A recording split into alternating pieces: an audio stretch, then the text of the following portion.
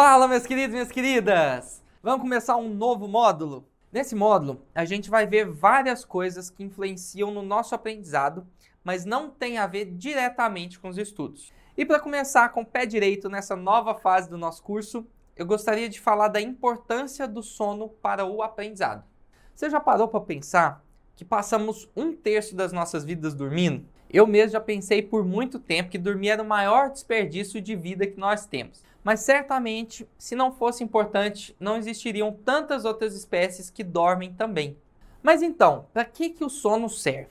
Bom, os estudos com sono começaram em 1951, quando Eugene Aserinsky, que era pesquisador da Universidade de Chicago, levou seu filho de 8 anos para ver o que acontecia no cérebro dele enquanto ele dormia. Ele usou um dinógrafo, que é um aparelho anterior ao eletroencefalograma, mas que também mede a atividade elétrica do cérebro. Ele colocou seu filho para dormir e ficou anotando o padrão das ondas. O esperado é que as ondas ficassem cada vez menores e mais suaves. Isso aconteceu nas primeiras horas, mas de repente o padrão mudou drasticamente e as ondas ficaram muito parecidas com o padrão de quando a pessoa está acordada. Só que o menino continuava a dormir. Ele ficou perplexo com aquilo ali. Ele poderia estar diante de algo que ninguém teria suspeitado na ciência ainda. Nas próximas semanas, ele modernizou seu equipamento de análise, repetiu o experimento com seu filho e com mais pessoas e teve o mesmo resultado. Esse experimento foi o início da ciência do sono. E nele foi identificado o sono REM, que do inglês vem da sigla Rapid Eye Movement, que é essa fase de muita atividade cerebral e de movimento ocular. Em pesquisas posteriores, eles descobriram mais fases do sono também e que cada uma tem a sua função no nosso cérebro. O nosso sono é dividido basicamente em 5 fases, que foram divididas de acordo com a frequência das ondas no eletroencefalograma. A alternância entre essas fases mostra a arquitetura do sono e que dá para ser mostrada nesse gráfico. A fase 1 é a do sono leve. As ondas ficam um pouco mais lentas que quando estamos acordados, mas é só o início do sono ainda. Abaixo da fase 1 vem o sono REM, que tem ondas ainda rápidas e mais pontudas, mas também são mais lentas que as de quando estamos acordados. Abaixo do sono REM vem a fase 2, onde as ondas se tornam mais regulares, igual a onda senoidal. E na fase 3 e 4, as ondas pouco a pouco se alongam, até oscilarem suavemente como se fossem ondas no oceano. Essas últimas 2 fases são as do sono profundo. E o sono é um ciclo. Quando chegamos na fase 4, voltamos para 3, depois para 2, sono REM e por aí vai. Hoje, algumas das funções do sono estão bem mais claras. E a função mais importante para nós nesse curso é que ele consolida as nossas memórias. E cada uma dessas fases tem a função de consolidar um tipo de memória específica. A fase 1 é o começo de tudo. É impossível não passar por essa fase quando dormimos, e por isso é difícil isolar essa fase das demais. Mas acredita-se que o seu papel seja parecido com o do sono REM na consolidação das memórias. Então, vamos entender qual que é o papel do sono REM. Bom, essa fase do sono é responsável pela consolidação de conhecimentos relacionados ao reconhecimento de padrões, resolução criativa de problemas e na resolução de problemas de difícil resolução.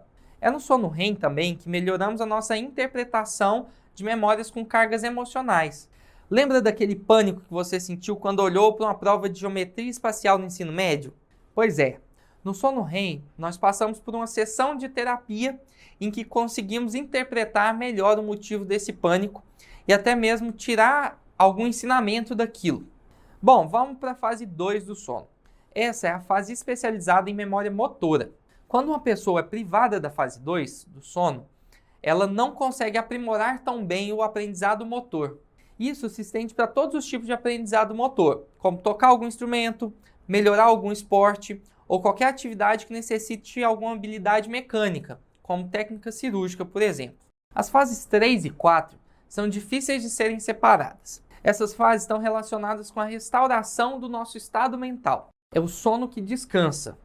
E são extremamente importantes para a retenção de memórias relacionadas a um conhecimento mais descritivo, ou que exijam menos complexidade de elaboração, como algum vocabulário estudado, nomes, datas, fórmulas.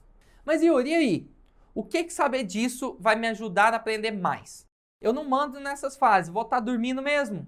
Sabe as perguntas, meu dileto aluno? Saber dessas fases pode auxiliar bastante sim o seu aprendizado. Você lembra do gráfico que eu trouxe aqui para você agorinha?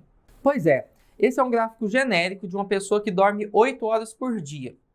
Independente da hora que você dorme ou acorda, as variações do sono tendem a seguir esse padrão. Observe que o trecho mais longo da fase 2 é um pouco antes de acordar.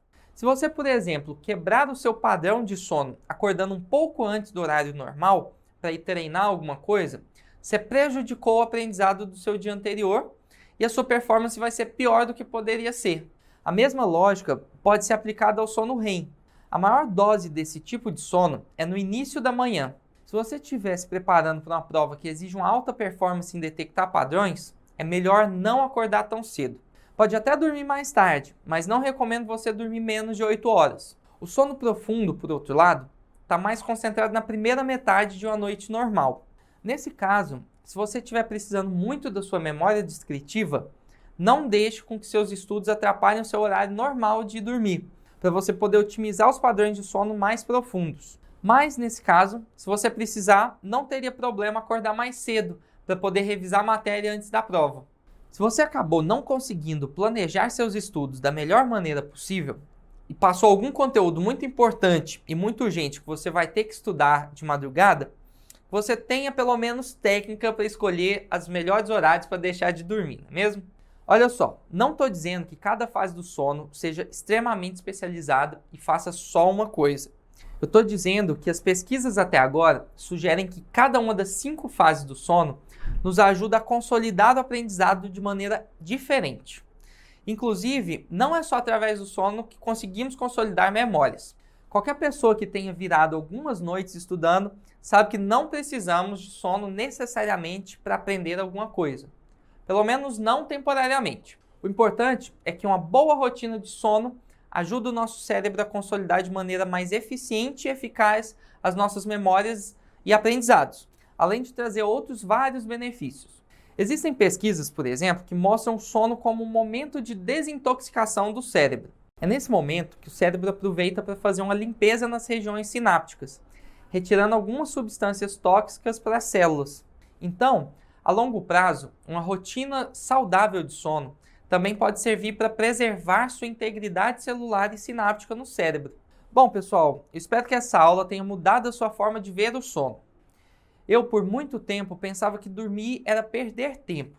Hoje eu interpreto o meu sono como aprender de olhos fechados. Mas não vai usar isso como desculpa para os seus pais para dormir demais não, hein? Um abraço então e até a próxima aula.